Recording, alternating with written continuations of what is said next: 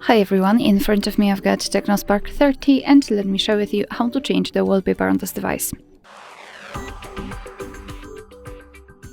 So let's start with opening the settings. Here we have to scroll and find personalization and tap on one of the wallpaper albums, so static wallpapers, online wallpapers or gallery.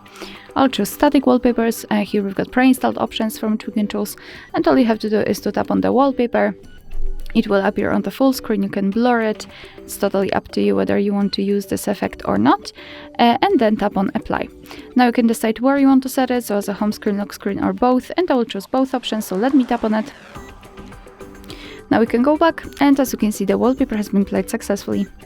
Alright, so that will be all. Thank you so much for watching. Please hit the subscribe button and leave the thumbs up.